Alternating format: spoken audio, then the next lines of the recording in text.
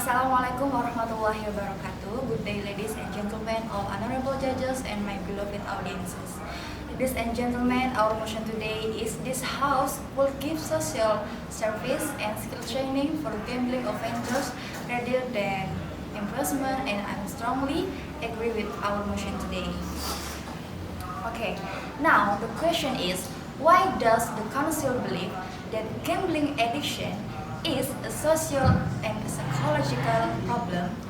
Well, from some of the data I got, the main causes of gambling addictions are several factors, namely psychological, economic, social, environmental, technology, media, and education.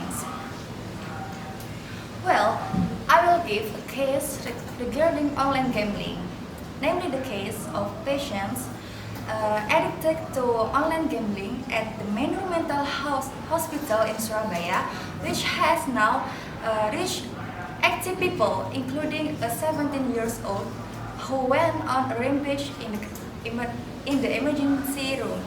It indicates an extreme degree of severity where the individual has lost impulse control and experienced severe emotional disturbance. This is often triggered by withdrawal frustration or even financial losses due to gambling, causing a negative impact on interpersonal relationships. Okay, aggressive behavior, irritability, sleep disturbance, excessive anxiety, depression, and suicidal thoughts are clinical symptoms commonly found in patients addicted to online gambling. Okay, so it clearly shows that gambling addiction is not just a personal problem, but a social crisis that damages mental, economic, and family stability.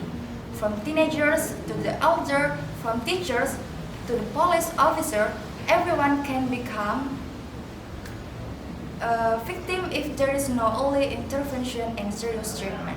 So, I think the government's actions are very correct and very helpful for gambling addicts. Well, now let me mention some of the advantages if the council will provide social service and skills training to the gamblers.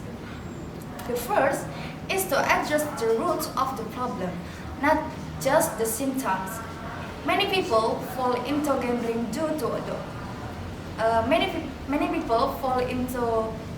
due to economic factors, unemployment, or lack of job skill. By providing skill training, they are given a real alternative to earn a legitimate income. The second is to deal with psychological and social problems. Many gamblers have psychological problems such as depression or addiction. Social service can include counseling, rehabilitation, and mental support that are more effective than simply inculcations. So the conclusion is gambling addiction is not a crime, but rather a sign that a person needs help.